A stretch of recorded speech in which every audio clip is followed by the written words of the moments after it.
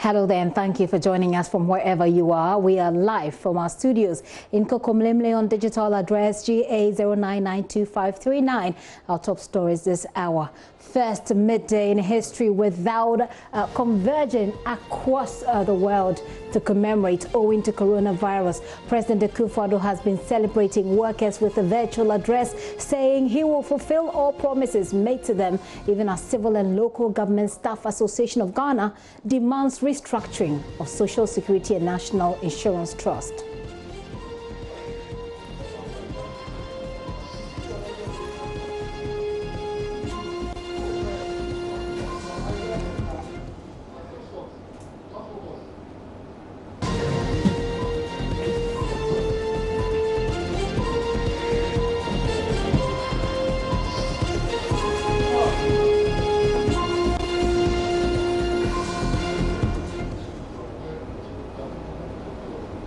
And here at Multimedia, we continue to celebrate all workers who are at the front lines in the face of the pandemic. We have a special package to celebrate you today with special thanks to all of you. Send your thank you messages and let's share it with them right here on the show. Also, 25 years ago, the Multimedia Group started broadcasting on Joy 99.7 FM. We've been taking you down memory lane all day. It's my turn to reminisce with you the beginning and present outlook of that journey, which started 25 years ago.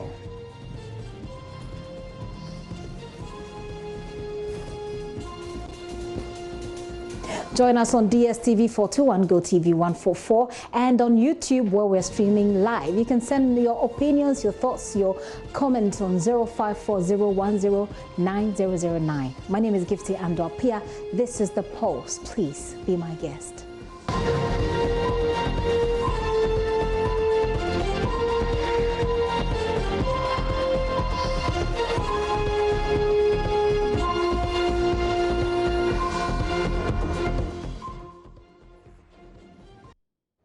Welcome to the details of those stories with me. Now, government has extended the closure of Ghana's borders by another month. President Akufo-Addo said this is part of efforts by government to win the fight against COVID-19 pandemic.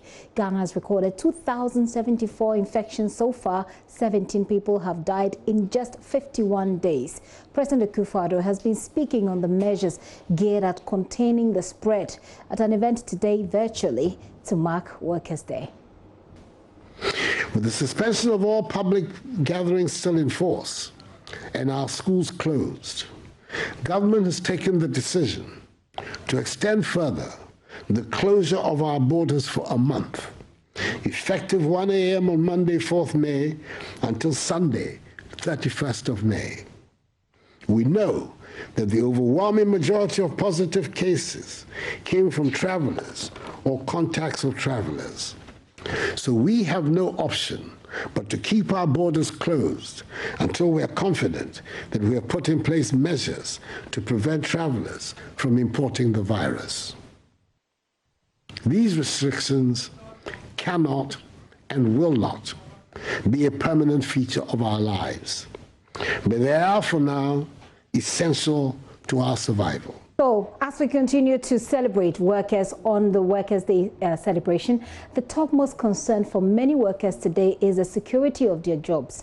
Joy News' Winston Amwa has been speaking to some owners of small and medium-sized enterprises on how their businesses have been affected by the COVID-19 pandemic. Following the outbreak of coronavirus in Ghana, the impact on the country has been enormous. According to experts, it could take companies more than 3 years to bounce back. So we decided to find out from SMEs how COVID-19 has affected them. We spoke with CEO of Horseman Shoes, Tony Senaya. When it was announced that we have had some cases, that particular week sales dropped, and the week after we didn't record any sales at all. So actually we even went home a week before the president asked us to stay home. I think it is because people were then thinking of spending on essentials, you know, stocking up food and all that, and going to stay home. Nobody would need shoes to move around. So yes, for the past 5 weeks, it is only this week that we started recording sales. Amma Duncan of the Fabulous Woman Network shares how her revenue has reduced to just 10% since the outbreak of COVID-19. Revenue has been, revenue is probably about 10% of what we are typically able to make. For instance, I also work as a corporate trainer. So I remember I was having a training with women leaders in Accra when the president said, okay, we should stop workshops and all. So we had to stop as well. In the middle of it, we had to stop.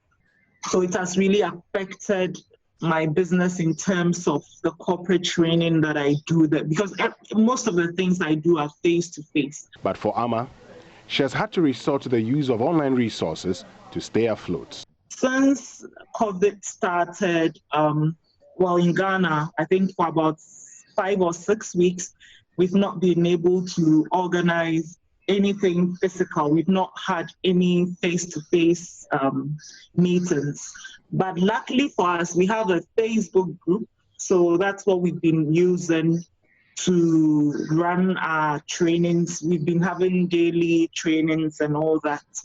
And we also have some resources online. So that's what we've been selling to manage. She expresses joy about being able to pay her workers.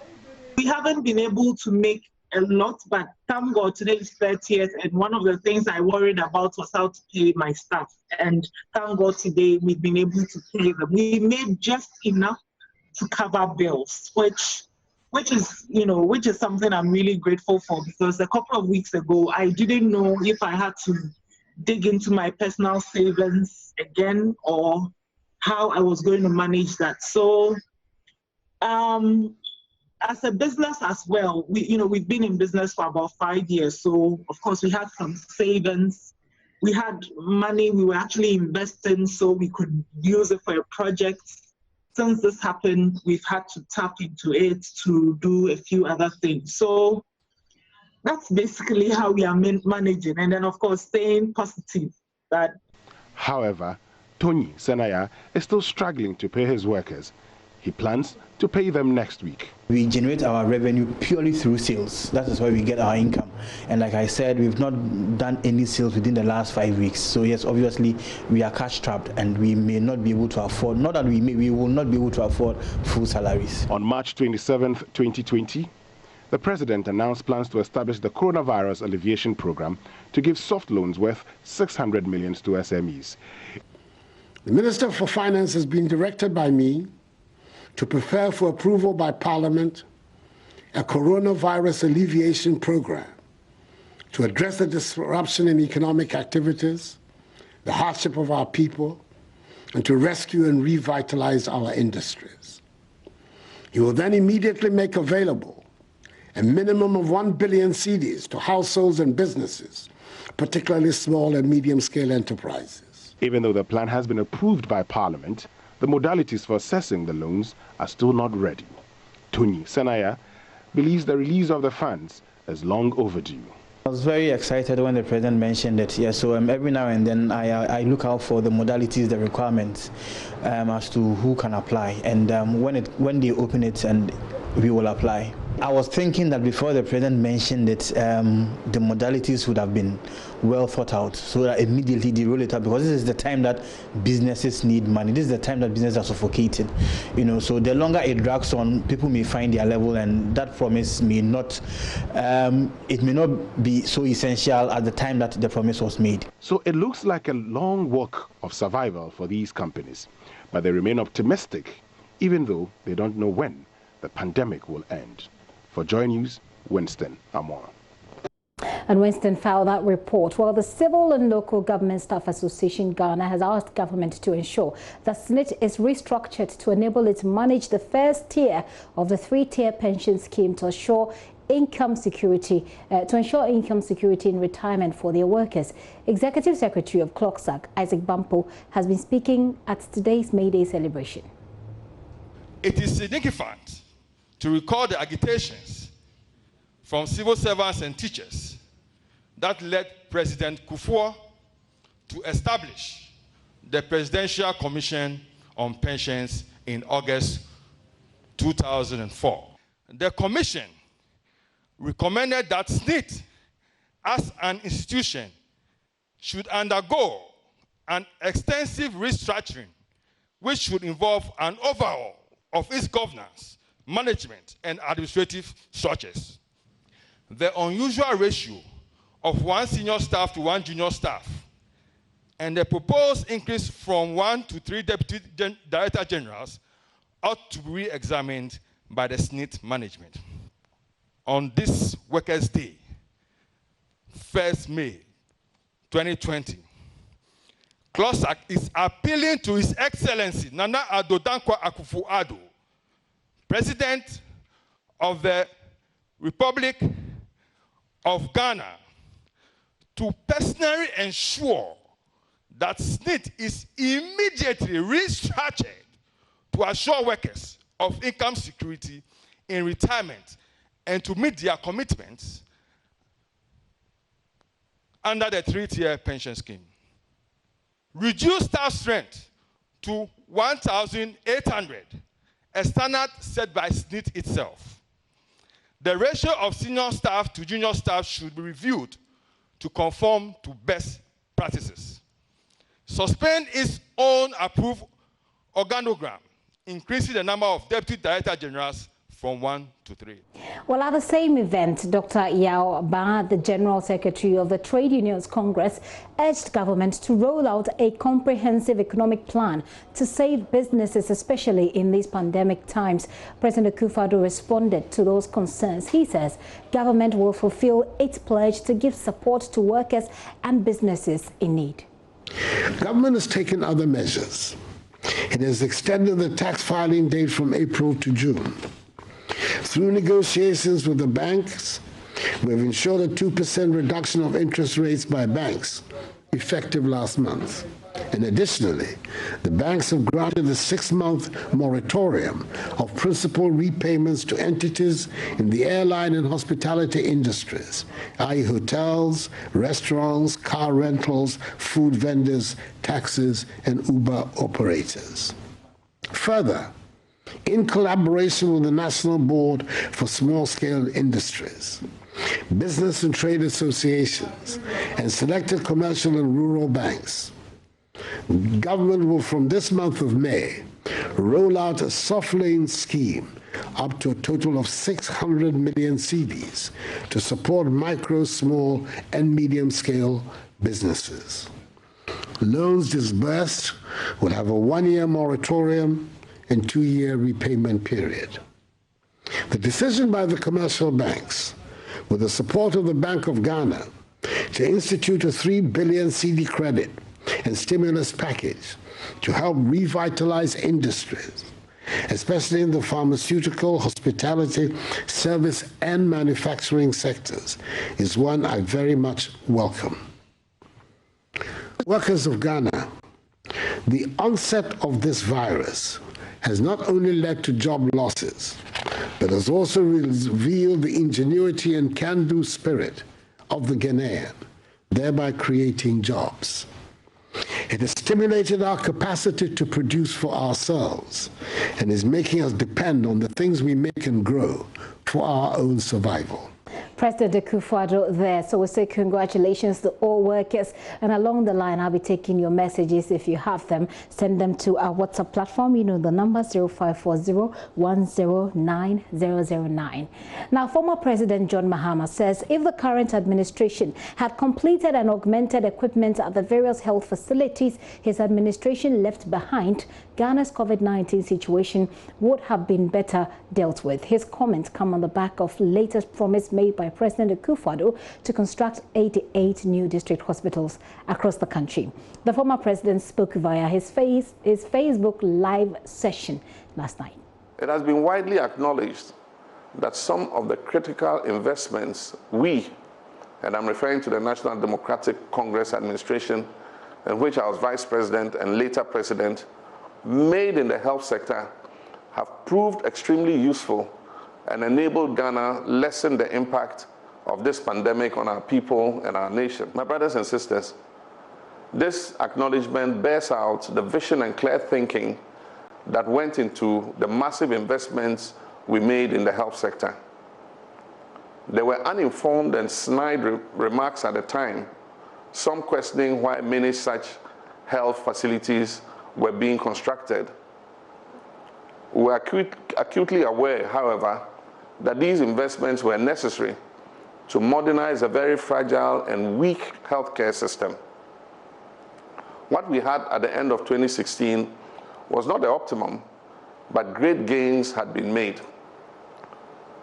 And so if government had diligently continued and added a few more beds and enhanced medical equipment, our situation would have been better than it is today. The pressure on the existing health facilities and our health personnel would have been much less. We pumped in the needed resources to establish health facilities at all levels, from quaternary, tertiary, regional, and district hospitals to polyclinics, health centers, and CHIPS compounds. These had the effect of opening up the health system and making healthcare accessible to all, including unserved and underserved communities in even the remotest parts of our country. Welcome to my favorite parts of the show, Frontline. They have been relentless, fearless, and caring in their bid to overcome a daunting task. Our frontline healthcare providers have been phenomenal in our fight against COVID-19. The least we can do is to cheer and spur them on. On this program, we have created this segment, like I told you earlier on, to celebrate our heroes. We bring to you some of the conversations we've had with some of our frontline workers.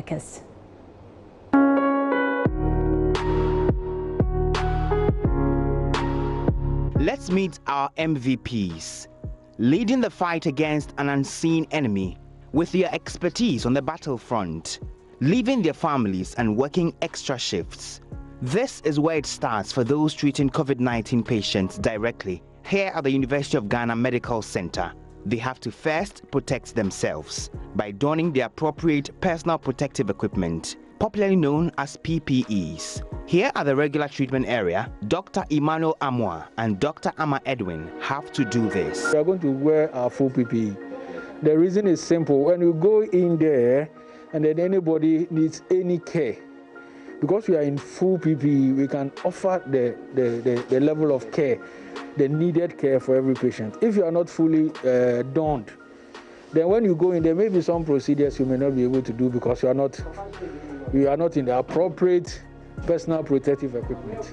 I'm looking forward to see how the donning is done in, the appropriate ways of, donning the PPEs, So there are protocols, and the protocols have steps. So the steps will be followed. So we have supervisors here whose sole responsibility is to make sure that healthcare workers are donned properly before they go to offer service.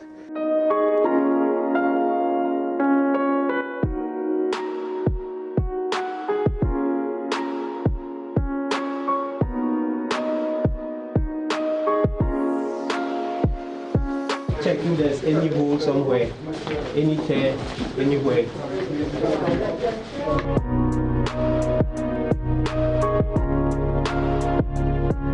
So it's been a few good minutes, trying to get myself in this. I have to tell you that it's not an easy process. My camera technician, Sami Asante, is here with me. Sami, are you sure you can breathe? I'm managing. This is a laborious process and takes more than 20 minutes to don the full PPE here.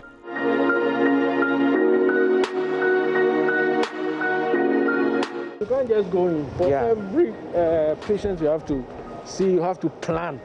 You have to plan the care. What exactly are we going to do in there?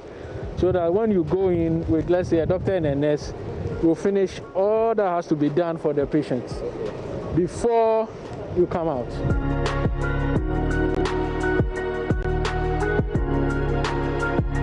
We will try as much as possible to give you a best eye view of what a day in our life here in the context of COVID-19 looks like. You're welcome. Thank you very much. We are absolutely pleased to meet all of you. The situation at the intensive care unit, though similar, requires even more protection for obvious reasons. Dr. Daniel Soti and Dr. Emma Enima Adai of the intensive care unit have to don before they go inside the unit to offer patients there the critical care they need. Our DDNS is going to be their supervisor for the donning, and they would also help each other don, and then we would meet them as they go in. Okay? Yeah, Emma and Daniel, you guys? Yeah, let's get in and don. When I was at the other end, it took a few good minutes, I have to say, for the donning process. I think it's the same. Yes, it is. You need to take your time when you're donning, because you don't want any part of your body to be exposed. That is very critical, because once your body is exposed, then your likelihood of getting infected is high, and then that means you're out of commission for 2 weeks minimum.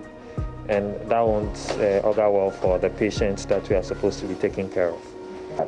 So they have to make sure, because in their case, they are going to actually be touching patients, moving patients, adjusting oxygen delivery devices. They will definitely be in contact with surfaces that the patient has touched or had viruses have settled on.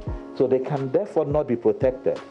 If when they checked this PPE, that it was not, there were tears, they're going to just tear the whole PPE and discard into the bin. We do not take any chance at all. And that is why it is important that these are available at every time. We go in frequently. The nurse has already gone in. The two of them are going to go in, review the patients that are there, work with the nurses and all that.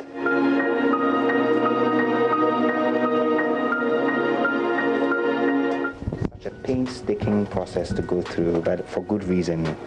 Yeah, there are two reasons why you don't want your staff, your medical staff, and for that reason, for critical care staff to be contaminated or unduly exposed.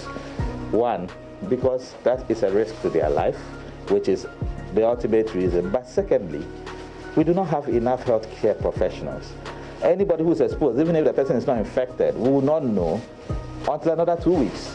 So if she goes in and then she's exposed because of the fact that there's part of her that is torn, then what that means is that when we doff her off, we're going to quarantine her for the next 2 weeks. And that means one of our limited staff already gone. At this stage, we have to go back to perform hand hygiene, and we have to do this till the alcohol is dry, then we wear a pair of gloves. That's what you see us doing. And we cannot skip any step in the donning, as Dr. Hu was saying, because every step is important.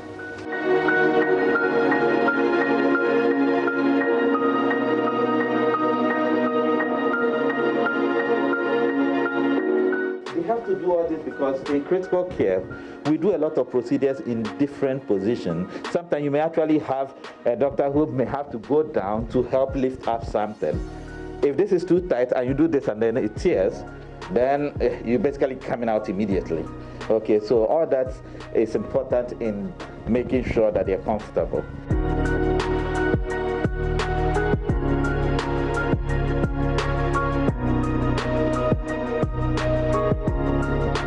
These are critically ill patients requiring frequent entry into the ICU, and they're requiring continuous monitoring, which we do in our monitoring room all the way through there. So all this she's done is basically she's protected everywhere, making sure that no part of her body is exposed, and this is once use. She's going to use it only single.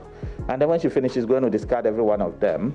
And then in another short period of time, somebody else, you can see others are preparing in there, and then they would move in. So we use this so very frequently, and that is why when we talk about PPEs required frequently, that's what we're talking about. Unlike mild areas or patients who are asymptomatic, where we can do non-contact care, in the intensive care unit, we cannot do non-contact care.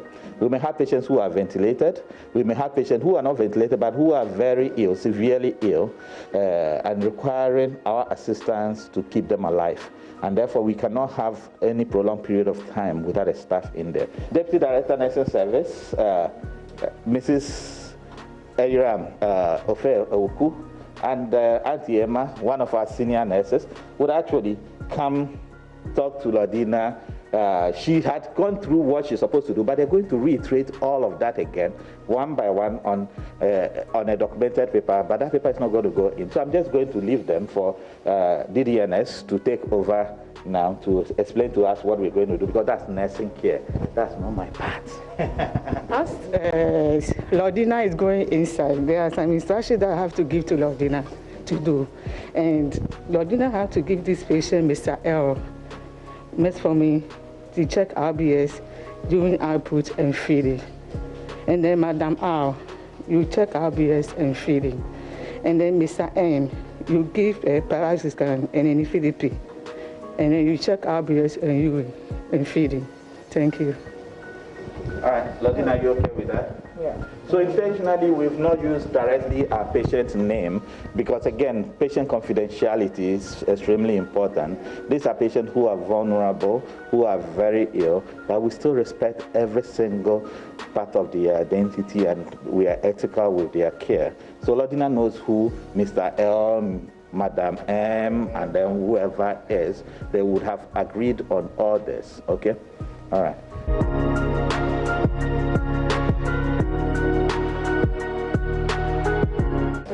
Ready? Yeah. Okay, so Dr. Dai opens the glass door. Lordina walks into the intensive care unit. And if you look inside the intensive care unit, apart from Lordina, you can see that there are 3 other people. Hello, guys, don't hide. Okay?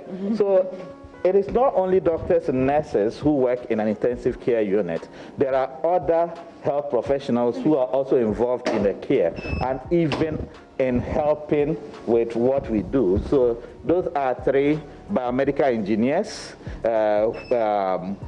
who work with us closely whenever we need something set up, a machine check and all that. But recognize the fact that they are also donned. Yes.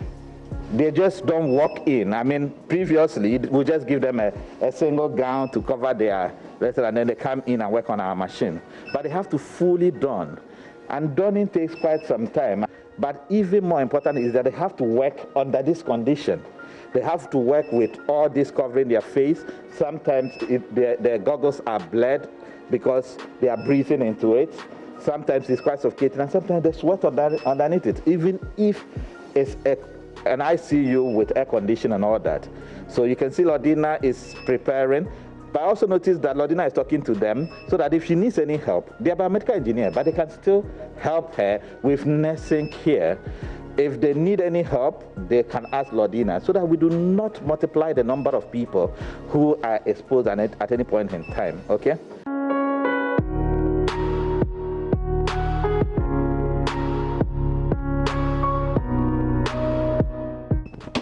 So we're going in to meet Dr. Danny and Inima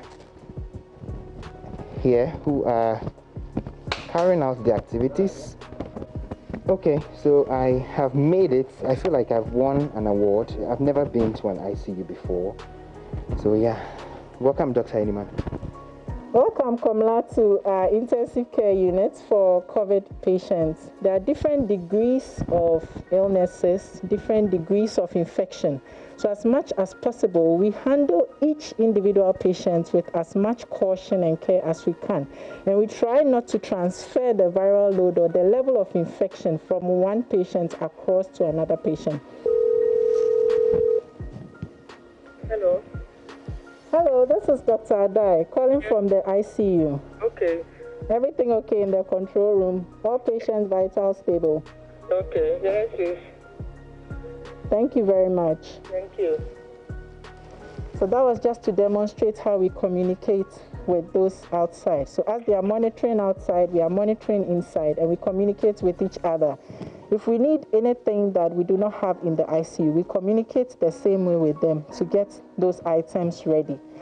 And as Dr. O mentioned earlier, the care in here it's an overlapping care. Apart from medications, we have to do everything for the patients in here.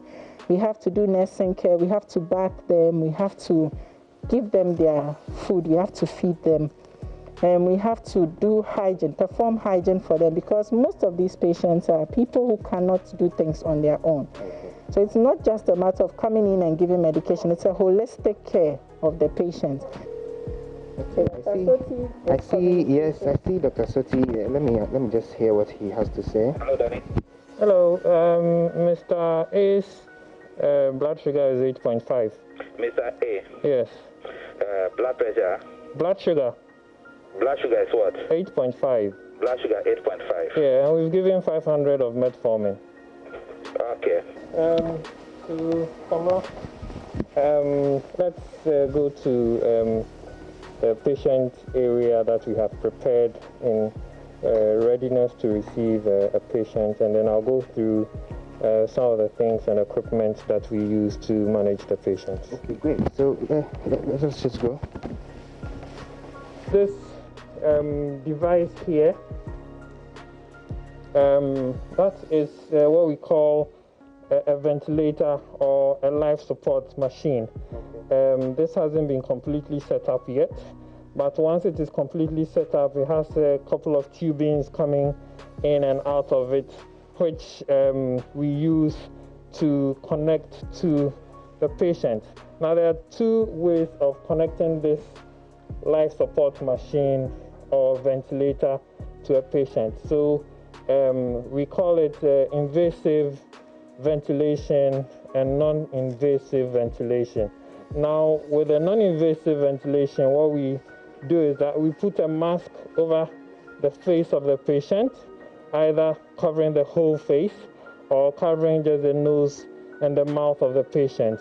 And then this machine blows air or forces air into the nose and mouth and then down into the patient's lungs. So if you have a patient or a person who, as a result of COVID or any other kind of disease, is not able to breathe properly, then this machine helps that patient to breathe.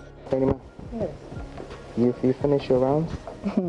Yes, I finished my rounds. Even as we go about working, we are keeping an eye on each other. So I'm watching Daniel or Dr. Soti to make sure that his seal is intact as we move about, as he also monitors me.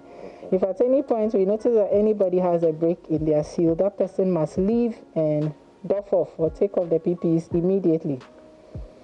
Okay.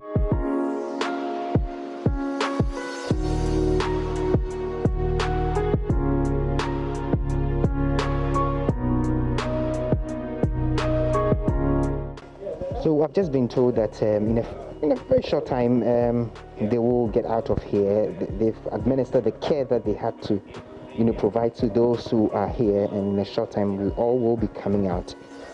A few more communications here and there, and once that is sorted, we'll just move out. And remember, we have been told that once staff get in here, they do not get out because of the obvious, the possibility of getting infected. Okay, so at this moment we finished with performing our task, and so we are going out to do what we call doffing, and we are going out with you so that you see the process of doffing. Okay. So we need to move, you'll be directed to the doffing area. Okay, sure. Now I need to mention that the duration of time you spend in here depends on the task you have to perform. There have been times when we've had to stay here for 2 hours, 3 hours. Personally, I've had to stay here for 4 hours before in this, or 5 hours. Now, I don't know how you feel and how comfortable you are. I am literally suffocating, but I can't say it. Yeah, so imagine being in this for hours, and for these hours, not just standing, but actually busy working. And you realize that it is not an easy state to work in. So at this moment, we are going out to doff. And the doffing isn't just about just removing everything at once, as you see. We take you through the process, and you realize it's a very deliberate process more thorough even than the donning, because the doffing is the area where you can pick up the most infection. No matter how tired or exhausted you are, you have to take your time to doff off. Wow.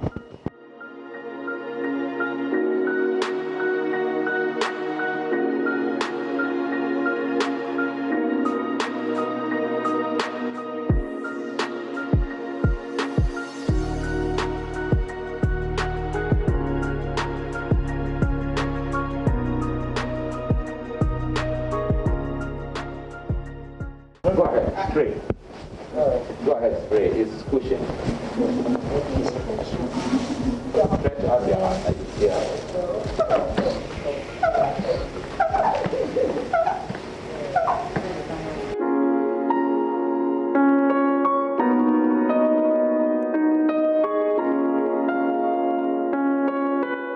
Let us spray the cushion of the camera, of the mic.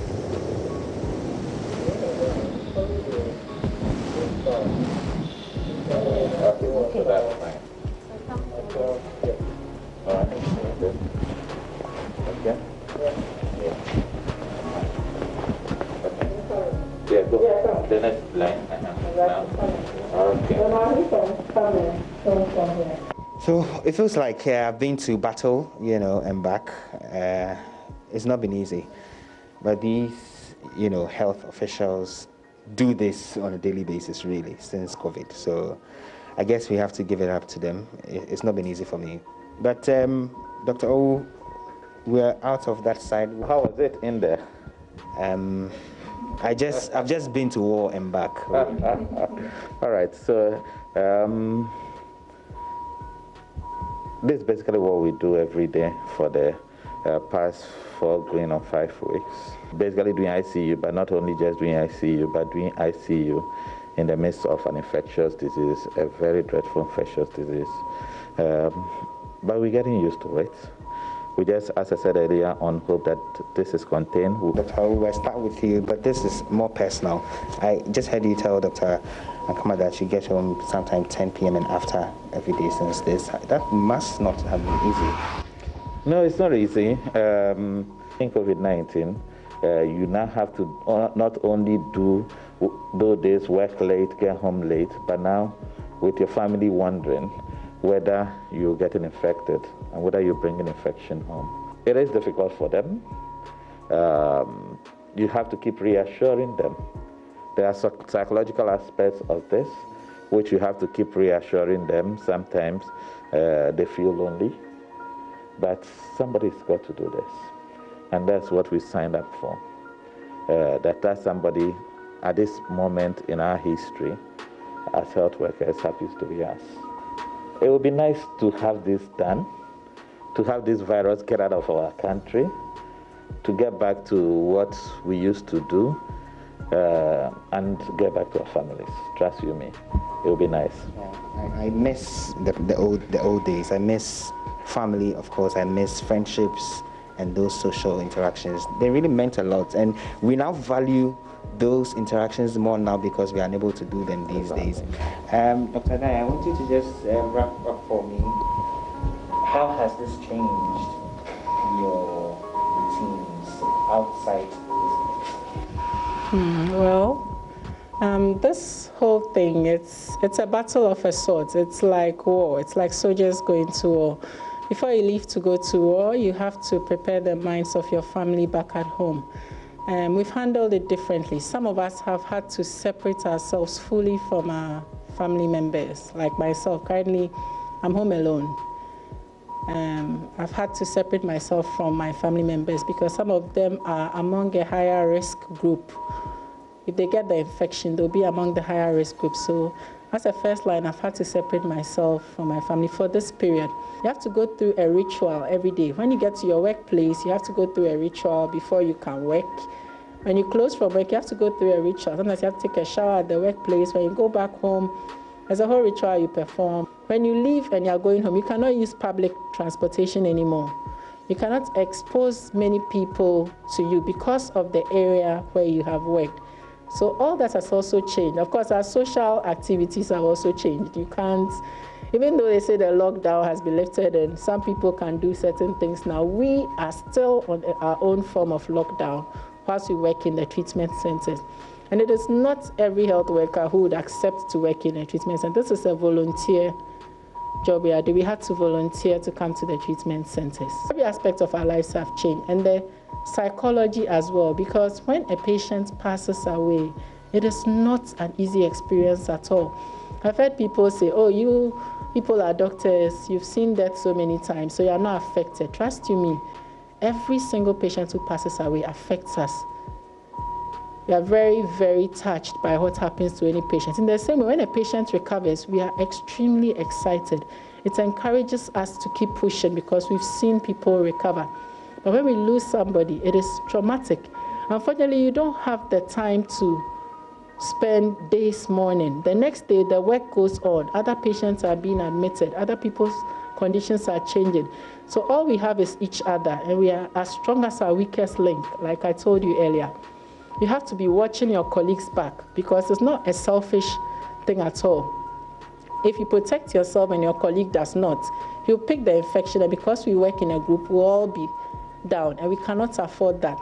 So every day we check each other's temperatures, we make sure that we are healthy. If we see anybody feeling a little fatigued or having any symptoms, we immediately quarantine that person, have their test taken, and then take it up from there. We don't even have the time to follow the figures and monitor and do social media things like so many people are doing because we are working, and our shifts, our hours are long. We have breaks, short breaks, but our hours are long, but we have to keep a fine balance. So every aspect of our lives have been changed, but we keep the focus on the fact that we are fighting a greater cause, and we are doing it together, and the team effort helps. We support each other a lot, and that is what keeps us going. So I've been through the donning and then the doffing of process, and that alone, I mean, taught me that this thing is not a child's play, as we're speaking about. And so if you hear them speak like this, these are words from deep within them to you. And so the least we can do on our part, really, is to basically abide by the precautions that they are telling us, rather than doubting them. Dr. Soti, you want to add something? The only thing I'll add is that as we do our part as health workers to stave this epidemic in our country, we want the citizens to also do their part, and then to pray for us, because it is not with our own strength that we do this.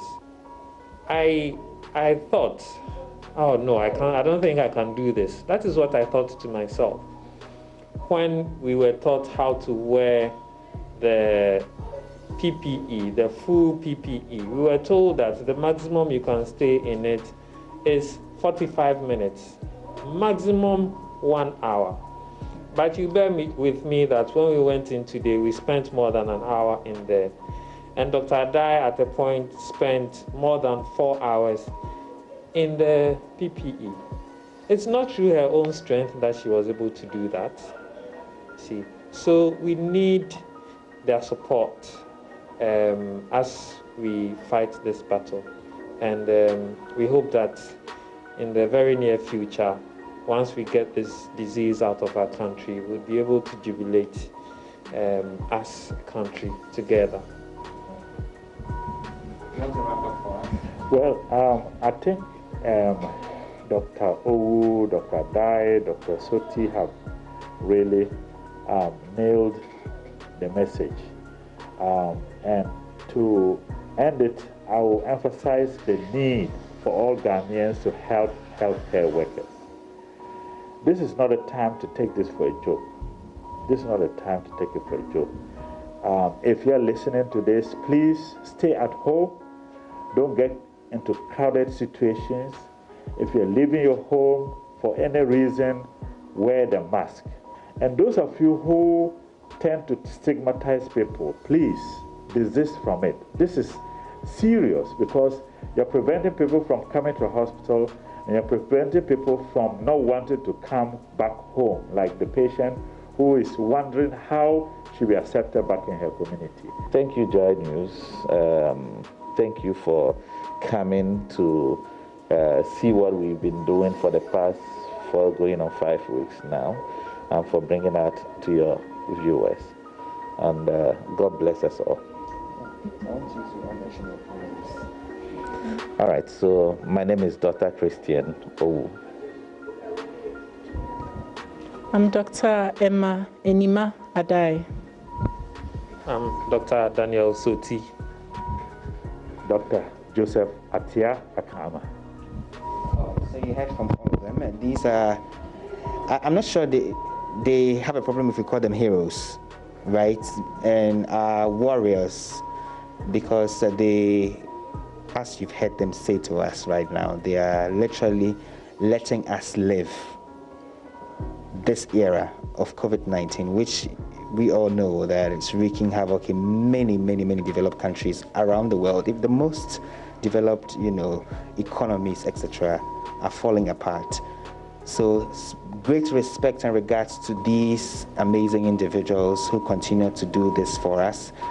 And I on my own pledge to do the needful.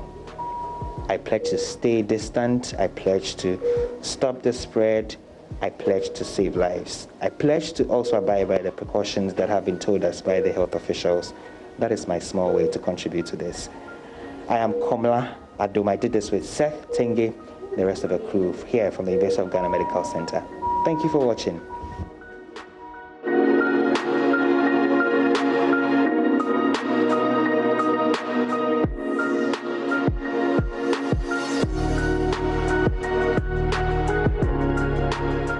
And like I said, do send in your thank you messages. We shared with the rest of them. And as they are thanking us, Joy News, for coming there, we've been talking to our colleagues and other people who are appreciating the work that all these heroes do for us, especially today when we celebrate all workers.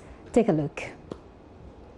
My name is Edem Knight Tay, and together with the rest of the team here at the Multimedia Group, would like to say Ayiko to our frontline health workers.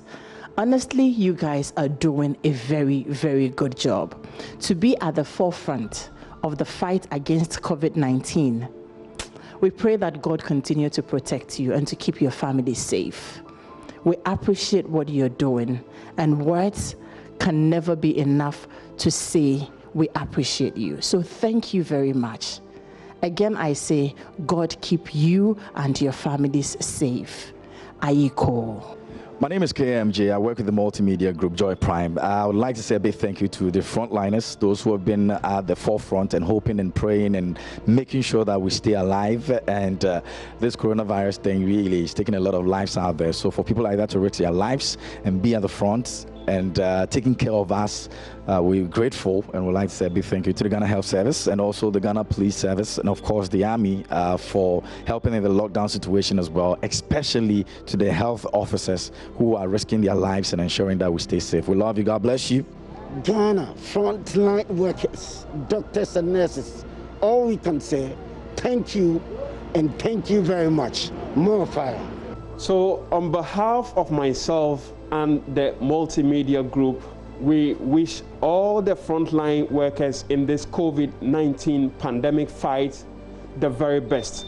We pray that you stay safe, you keep safe, you respect the protocols, and like the President said, together we can get ahead of this pandemic and come out victorious. So to all cleaners in our hospitals and isolation centers, your work is more difficult now than ever. We say thank you. Hello, my name is Mercury Kwe, Drive Time host on Hits 103.9 FM and presenter of the Hot Speak Show on Joy Prime. I want to say a big thank you to all health workers in Ghana. It has been an amazing time. In my entire life, I haven't seen so much solicitude. I haven't seen so much compassion exhibited by health officials, especially in these trying times. We want to say thank you and want to give you a pat on the back. Continue with a great job and continue serving Mother Ghana. And to all my colleagues, it has been great work so far, the reportage. Let's be circumspect in disseminating information to the people so we can all get through these trying times and we all win at the end. Thank you. My name is Raymond N.D. Labi, Human Resource Shared Services Manager of the Multimedia Group. I want to send out a message of appreciation to all those at the front line of this fight against COVID-19. As a human resource person, we believe that the people are the most valued asset of any enterprise. And it is they who make a difference at all times. In these challenging times, we believe those at the forefront of this fight, the nurses, the doctors, the cleaners, the security officers, the drivers, the technicians, will come out and come out glorious when the battle is over. Hi, my name is Daniel Daze. I'm a broadcast journalist here at Joy. And I just want to say that we are at war with the coronavirus pandemic, and our front line has soldiers who don't carry arms, they don't use tanks, they don't even use swords. They wear gloves. They are our doctors, our nurses, our healthcare professionals who treat us every day at the hospital. We just want to tell you that we support you. We appreciate every effort that you make. We appreciate the fact that you put your life at risk, you put your family's life at risk. We appreciate the fact that some of you have had to take time off your time with your family and go to work. We appreciate you, we love you, we support you. And for me, I don't really have the words to say thank you. I really appreciate the work that you're doing, and all of us do. We trust that as you do yours, we will all do our part by staying at home and making sure that we don't get the disease and spread it to other people. This has been Frontline. So the Frontline is over, but we still have things to do that concern or border around Frontline. I'll take you to Parliament, where 288 million Ghana cedis tax waiver for health personnel has just been approved. Joseph Opoku-Gakpo is joining me from Parliament. Hello, Joseph. Hello, Gifty. Can you hear me? I can hear you perfectly. So let's begin with what happened in Parliament. Happy Workers' Day to yourself and Very the well. entire team, by the way. Happy Workers' Day to you as well, and to the entire team. So, Joseph, let's begin with 288 million tax waiver that has just been approved. You know, President Akufo-Addo announced that in one of his addresses to the nation, that healthcare persons will receive tax waiver for a 3-month duration on their salaries, all healthcare persons. And additionally, those who are on the front line will receive a 50% allowance on their basic salaries, and which will be tax-free.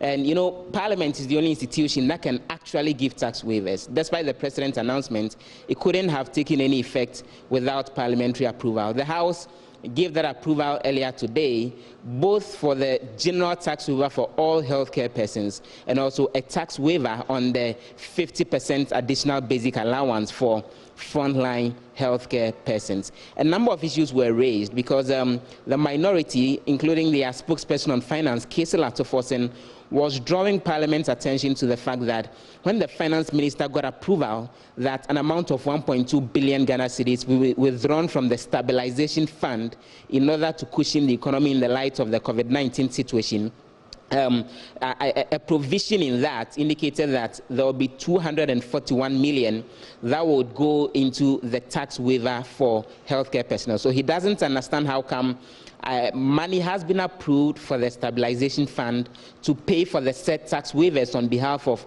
healthcare personnel, but additionally, that waiver is being sought right here in Parliament. There wasn't a direct response from government, but the MPs are demanding that government come back to Parliament with details on how that money will actually be spent.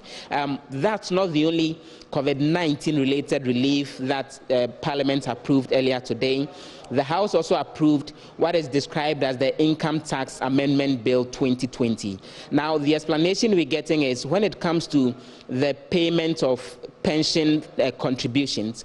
The Tier 3, which has to do with private pensions and also the Provident Fund, anyone who has contributed into that for less than 10 years for those in the formal sector and less than 5 years for those in the informal sector, if you would want to do a withdrawal on that at any point in time within the duration, you pay an income tax of 15% on the amount that you are withdrawing. Now, what Parliament has done today is that they've approved an amendment so that if you show up to withdraw from your Provident Fund or the Tier 3 or other pension funds, and you show evidence that you've become unemployed as a result of COVID-19 related issues, or that you've lost your job as a result of COVID-19 related issues, then that 15% tax income will not be deducted. You get whatever amount you are withdrawing from the Provident Fund or from your personal pensions in full. Parliament approved that earlier today as well. And the final approval had to do with donations that are coming in as far as COVID-19 is concerned, whether it's equipment or any other tools. The approval has been given so that the 12.5% value-added tax, the 2.5% health insurance levy, and the 2.5% Get Fund levy, people who are donating things will not pay all of those levies. So those approvals were given in Parliament earlier today. Gifty.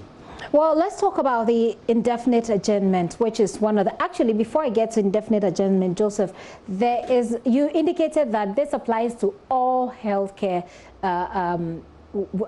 workers. That has been a big debate. Does it include private practitioners? Did that clarity come in Parliament today? That clarity came from the Finance Committee, which assessed the earlier request for approval before it was discussed on the floor itself. So Dr. Makasibe Ebua, who is the chairman of the Finance Committee, indicated that they quizzed the official from the Health Ministry on whether private healthcare people are also going to benefit from the tax waivers. And the explanation they got is that, yes, private healthcare people who are working with private organizations will get the said tax waiver, and that the Health Ministry has requested that the details of the various private healthcare providers who work with private firms be submitted to the Health Ministry. Some of them have submitted it, and that a vetting process is ongoing, so that then when the necessary approvals come through, then if it becomes necessary, a refund of the said taxes or something like that could be done. So yes, private healthcare practitioners beyond the public ones will benefit from the tax waiver that's coming in order to motivate healthcare personnel. That's exceptionally exciting to me. This is something that I've been discussing and talking about here on this show or on our Frontline segment. So I'm particularly excited about it. The concern people have raised, by the way, is that don't we already have that data in our system, especially when we're supposed to be monitoring the work of these private healthcare facilities? But that's a debate for another time. Let's look at how Parliament ended today. This big thing about adjournment indefinitely, which became a tussle between the minority leader and then the speaker. Today, it finally happened. Give us a brief.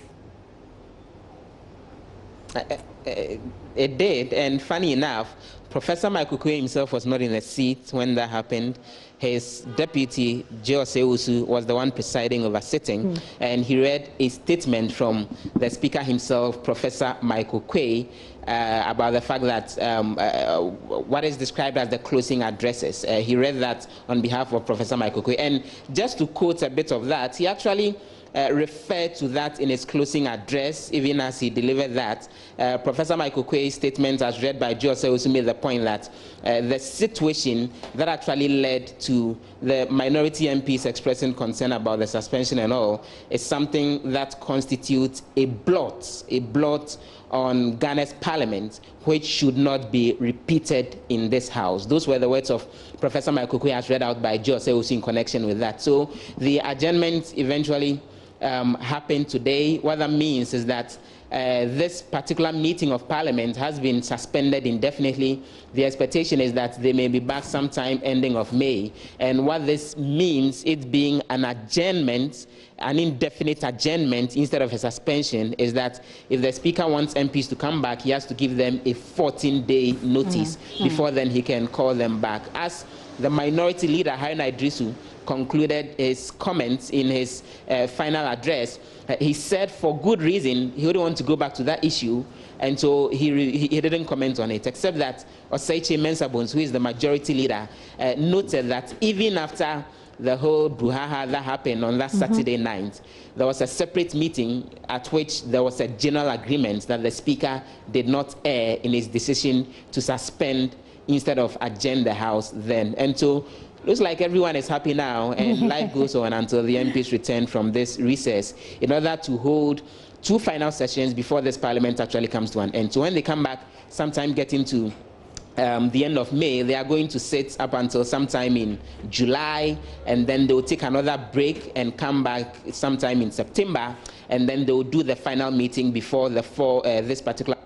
Okay, just when Joseph was about to end, the technology decided to end for him. That's okay. So we're all happy. It looks like the minority is happy, the majority is happy, Speaker is happy. Let's take it as that. But just so you know, there have been some very good approvals being done in Parliament as far as COVID-19 is concerned. Approval for tax waivers has been done. Approval for Provident Fund withdrawals, you know, that takes away 15% if you can prove that you've lost your job because of COVID-19 is also there. And then approvals for donation waivers for donations as well. Joseph Opoku-Gakpo joined me from Parliament, giving us an update. Parliament has been adjourned indefinitely. All right, so I'm going to take a very quick break, but when I return, already I've asked you to send me your thank you messages. I'll try and read a couple of them because, of course, we don't have a lot of time, but I will read some of them. But when I return, we'll talk about the things that you may have at the port that will be coming to you. What are the processes to follow? We understand that things are changing there, from GCNet to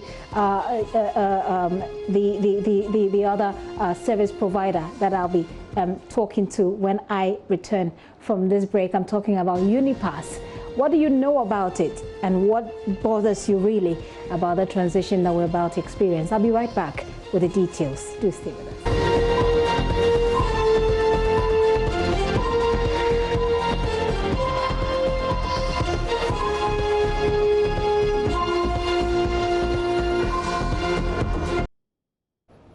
Welcome back to the show, and many thanks for staying with us. Well, I was looking forward to reading some of your messages, but they're just running in so fast I can't have a handle of them at the moment. I'll allow it to settle and then we'll go through it. But in the meantime, let's talk about Unipass and GCNet. The chaos which ensued at the country's ports, especially the Tema port, following the shutdown of GCNet systems on Tuesday, continues to linger despite a request by the Ghana Revenue Authority to have the system restored. Freight forwarders who were expecting to do business through the system have been left stranded since Tuesday. The single window platform, the Ghana Customs Management System from GCNet and West Blue Consult are being replaced with Unipass to enhance clearance at the country's ports. So what exactly is the problem there? I'm joined right now via Zoom by President of the Chamber of Freight Forwarders Ghana, Dennis Amfo Sefa. Mr. Sefa, good afternoon. Thank you for your time. Well, I trust that you can hear me. Let's start with an explanation how we got to this point as a country. If you can give us a mental picture of the processes, you know, of clearance and how complicated it's become at the moment. All right, thank you, and thank you to your listeners. Good afternoon. Well, before 27th of April, the platform on which customs declaration and cargo have been managed and cleared was being run by the Ghana Community Network, GCNet. The name of that platform is Ghana Integrated Cargo Run System.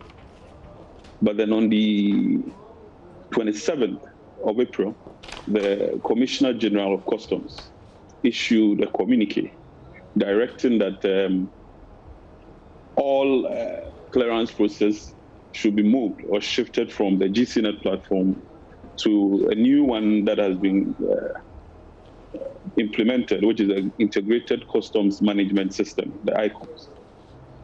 But before we do that, GCNet should run concurrently in parallel with the new system. The reason for this was that we have a lot of documentation and declarations lodged onto the GCNet system, which has not ended their clearance cycle. Yeah. Maybe someone has entered a declaration, paid the duty, but has not been able to complete the cycle of clearance.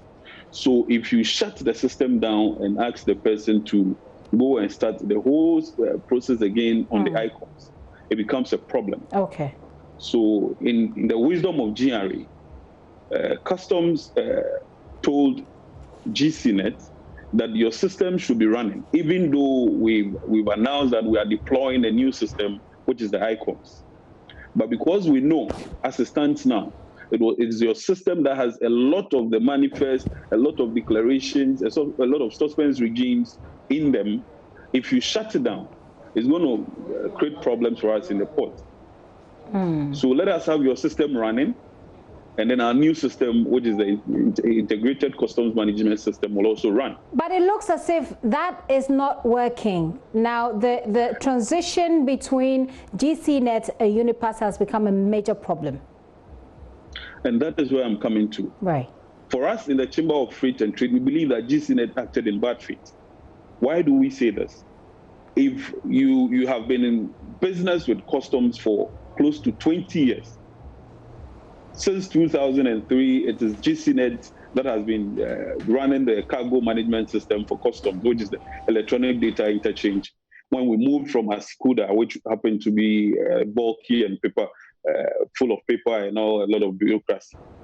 So if in running this platform for customs for 20 years, and then customs comes to inform you that, well, we have a new system that we are developing and we would own it. For that matter, hang along with us for just 1 month, so that every declaration that is already lodged in your system, freight forwarders and traders alike can process them and end their clearance cycle, so that every new documentation and every new declaration that any freight forwarder or trader wants to process, they process it on the ICOMS. Okay. So I don't think this should be a problem for GCNet to shut down, because we have seen it before. When West Blue was taking over the destination inspections, that was being run by GSL, BVAC, WebFontaine, and the others. Because by then they had issued a lot of FCVRs, the final classification valuation reports, that has not been utilized. Customs then asked them to hang along for 1 month, so that all unutilized FCVRs can be utilized. Okay. And then anyone who wants to apply for a new classification evaluation will do it in the West Blue system. Mr. Alpha, I just want us to, at the moment, finally, how, from the perspective of freight forwarders, the Chamber of Freight Forwarders, how can we move on from here? What ought to be done between today and next Monday for the processes of clearing and for people to get their goods out of the system, to also not to be attracting demurrage, etc.? What, from your perspective, is the way forward? What ought to be done is for GCNet, as a matter of urgency, to open their system to enable freight forwarders and traders who have lodged declarations in them already finish the clearance cycle, and also to enable those who have already been issued with a final classification evaluation report or customs classification evaluation report and are ready to pay their duty, have access to the system, and then process their document and pay their duties.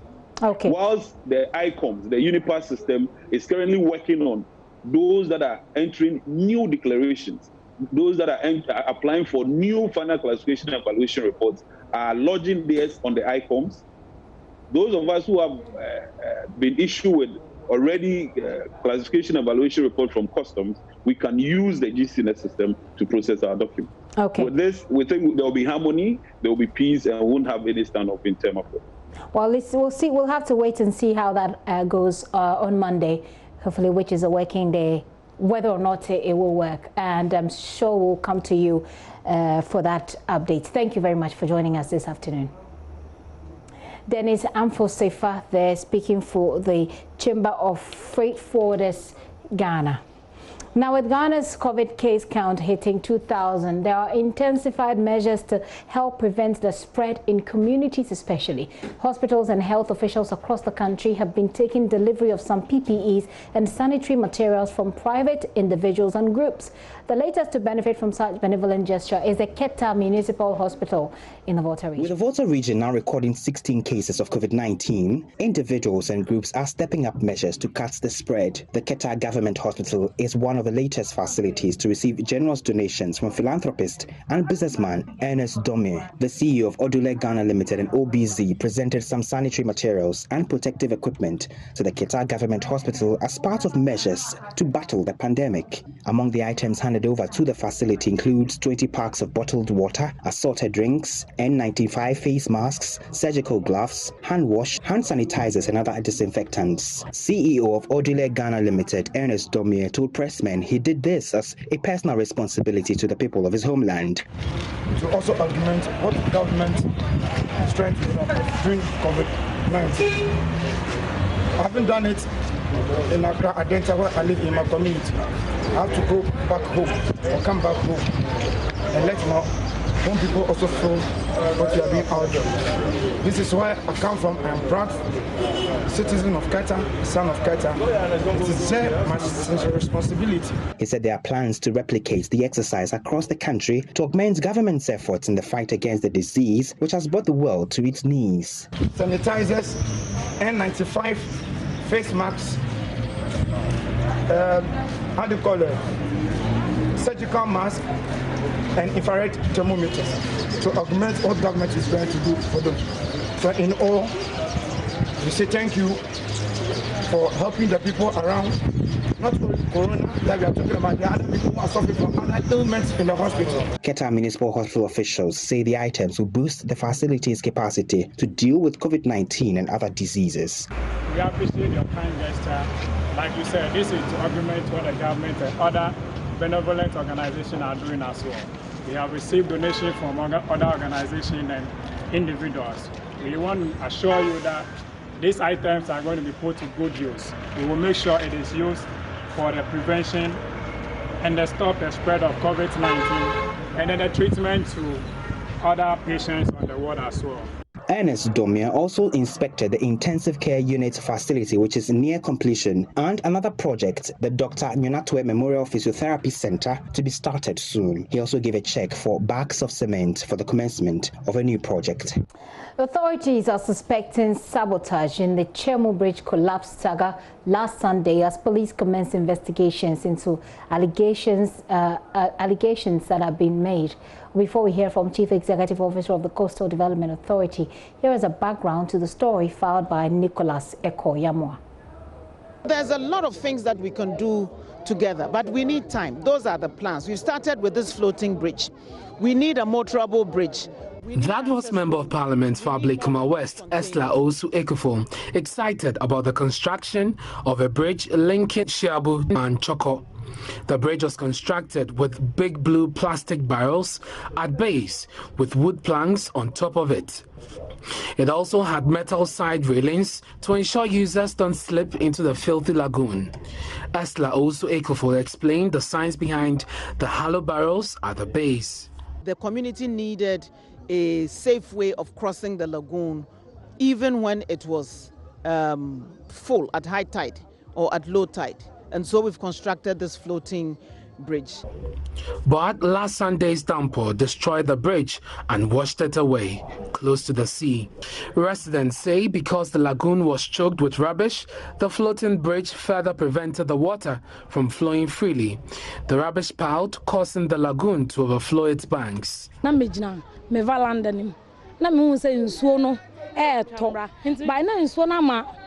I was in my veranda when it was raining, and the lagoon, which had overflown its banks, raised the bridge. As a result, the bridge was washed away. We are pleading with the government to construct a motorable bridge for us. So we were here and we saw that the rubbish that the rain carried just bounced to the footbridge, and it just carried it away. They've been coming here always, but nothing goes on. And now that it has happened this way, they have heard our cry and they've come to us. No, it was raining heavily and the bridge had blocked the garbage. The bridge shifted and people had to run to cross the lagoon. We saw the bridge being washed away. We now have to take the longer path, which is affecting us.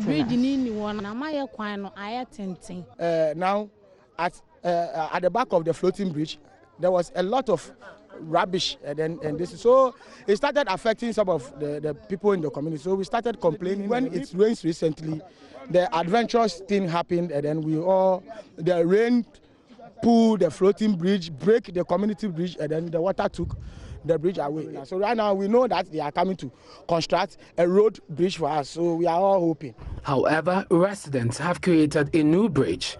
They are calling for dredging of the lagoon and construction of a permanent bridge. Nicholas Ekoyama's report, read to you. Let's take a listen to the Chief Executive of the Coastal Development Authority, Jerry Ahmed Shaib, who lodged a complaint at the Choko police station yesterday that some persons around Chemwena community intentionally destroyed the bridge for parochial interests. It was a very solid bridge, and I thought that if the people in the area had appreciated the composition of the bridge, they wouldn't have messed it up. I mean, we also have people on the ground, and information we are gathering, which we have reported to the Choko police, is that some human beings contributed to the dismantling or damaging of the bridge. You understand?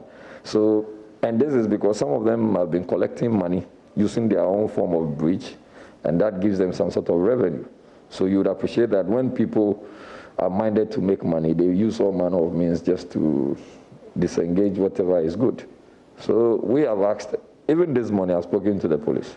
I know they've even gone back there and they are trying to pick snipers of information to know how best to deal with those who are alleged to have been behind the damaged bridge. So it wasn't just a bridge that wasn't well made, it was properly made. I was there, I walked over it about 2-3 times just to give a test.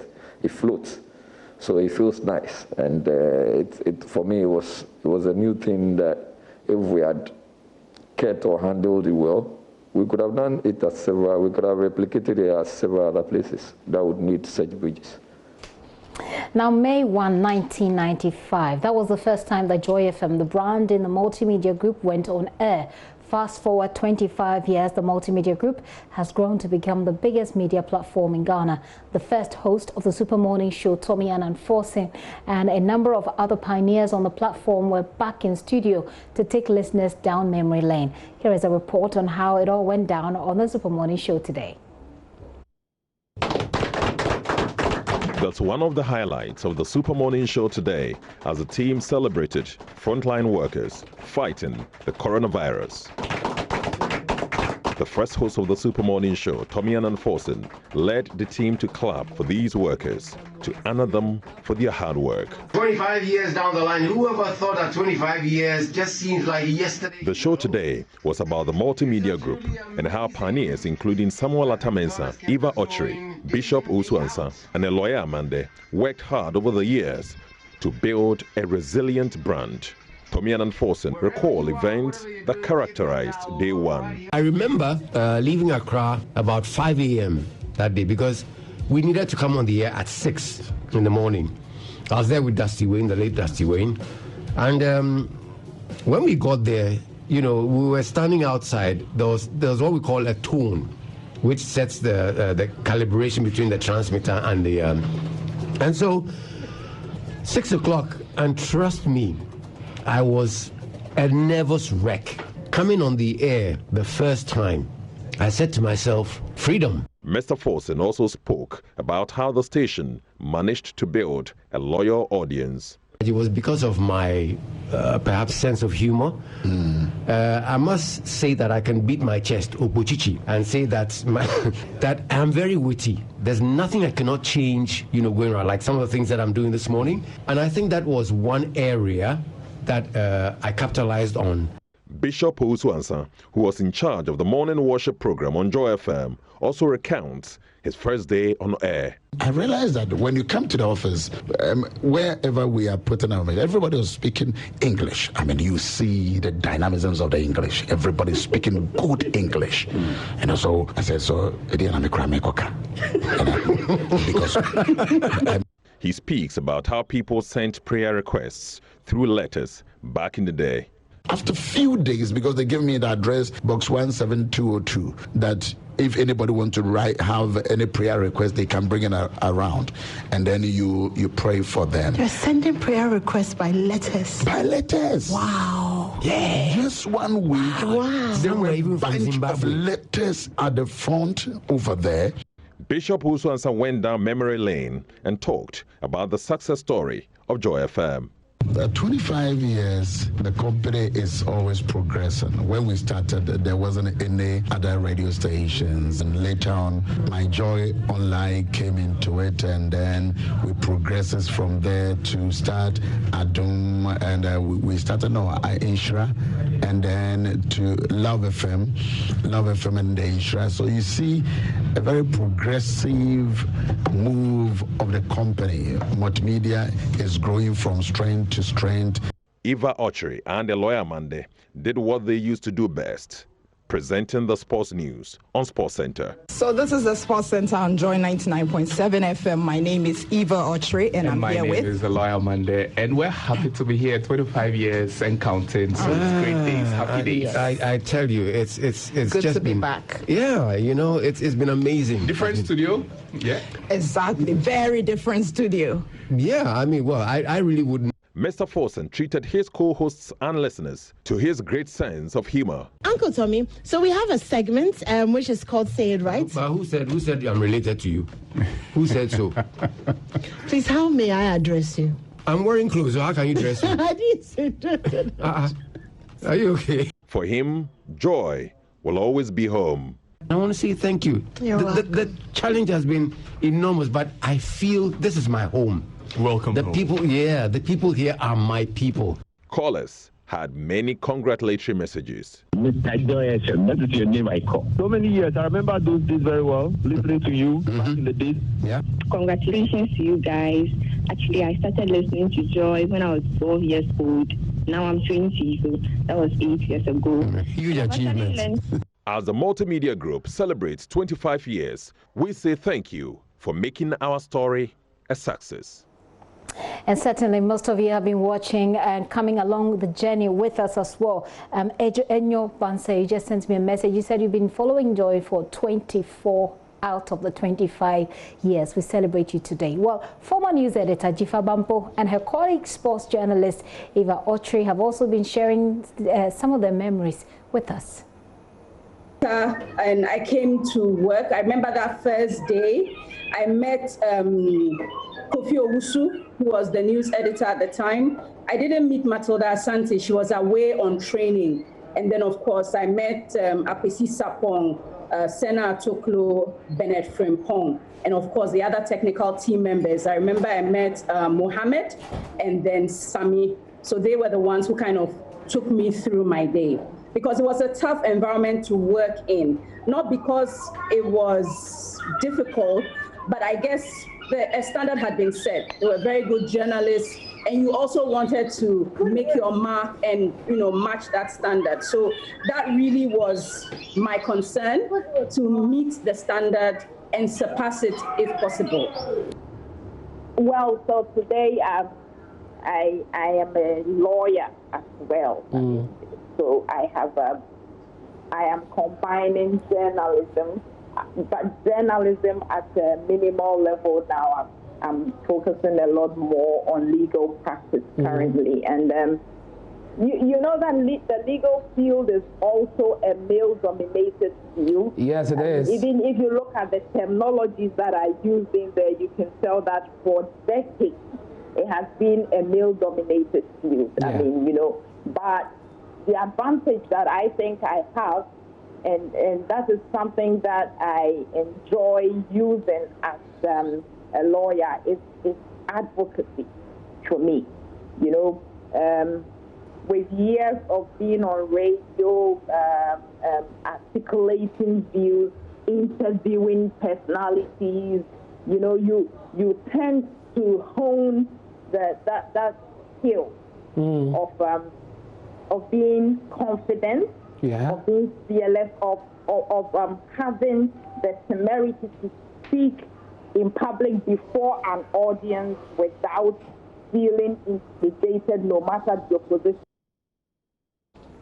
So I'll let you hear from the first host of the Super Morning Show. But before that, let me read some of your messages that you've been sending through to us. This one says, good afternoon, Joy News. Thank you for your daily innovations to the information to the public. I also congratulate our frontline workers for their massive work they're doing for Mother Ghana. May the Lord richly bless you. From William. William sends this message in Jasican, and like I said earlier on, Enyonam Bansa, who has been following Joy News for 24 years, is also congratulating us and also celebrating along with us too. Congratulations to all Ghanaian workers on the occasion of May Day for their contribution to the development of Mother Ghana, especially our gallant frontline health workers. Mahama should know that he doesn't own any health projects in Ghana. Those health projects are for the country. Okay, this is coming from Abdul Karim in all the way from Sabuba. This one says, I want to express my profound gratitude to all workers, including myself, and most especially our frontline health workers. A happy May Day to us all. May the living Lord protect you. I have seen a couple of messages for Joy News that I am trying to trace so I can send to you before I let you listen to Tommy Annan Forsen. This one, let's say, happy anniversary day to all the multimedia group. Keep the good job done always, from grace to grace. Thank you for sending in your message. I want to track particularly those messages for our frontline workers and also for the multimedia group. But Tommy Annan Forsen speaks about the moment that he was contacted by CEO Kwesi Twum to join the station in 1995 and a host of other things. Listen. Meet him at Laboni Coffee Shop. I didn't know who he was, you know, so it's like, who am I going to look for? But he was very much on time, and he pointed me out, you know. So we met at coffee shop and said, oh, he wanted us to meet in Colonel Dan Twum's house, you know, I think about a week or so. So I agreed. But prior to that, I was told in GVC rumors that there was going to be a private radio station. Skepticism fell into my mind because I never thought, you know, with the advent of GVC and what was currently going on in the country, that we'll be allowed to start private radio. But hitherto, it happened, we met, and that was basically how Kwesi and I met. And so I would say that was the very beginning of the beginning of Joy FM. What did you think of him when you first met him? He was he is such a very cool, calm, collected person. I'll be very honest, I don't think I've ever seen Kwesi get angry, you know, as in flare up or anything like that. He's always maintained a very calm way of speaking. Even if you flare up, you know, it doesn't really have an effect on him. So very unassuming, good sense of humor, gentleman. So you agreed to become a member of the team, and it all kicked off. But this was an experiment. It hadn't been done before, private radio, commercial radio. It can't have been easy, you know, feeling your way through to create something out of nothing. Well, you know, life itself is a risk. You could walk down the road, 10 seconds, you drop dead. Everything is a risk. But then working with GBC, you knew at the time that you had your foot on the ground. You were covered, you know, by way of this and that and that. GBC would hardly fire anybody for the slightest mishap or whatever it is. So you were protected, kind of. But then, having gone through the thought process of, wow, private radio in Ghana, is it going to work? People were very skeptical. Is it going to work? How long is it going to be in existence? Am I going to lose my job? You know, all these things went through my mind. But I said to myself, there are two things that I'm looking at. Either I stay in this straitjacket kind of thing, or take the risk, go outside, start something. But I had the conviction that it was going to work because this was the first private, you know, commercial radio station. So obviously, the support base was going to be huge. I took the risk, and voila. You know, I can't fathom the fact that 25 years already. Wow. Great. I took the risk, but it was worth it. Oh, I'm sure Ghana thanks you for taking that risk. Now, when it all began, the team, that original team, were behind a lot of what we enjoy on radio today, the programming, the designs of the shows, even the names of the shows that we listen to. Many of them were created by you and the rest of the team. Tell us about that process.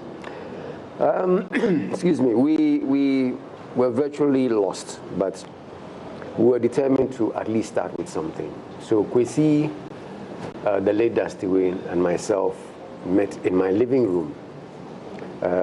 3 huge bowls of fufu that would set us, you know, starting the discussion.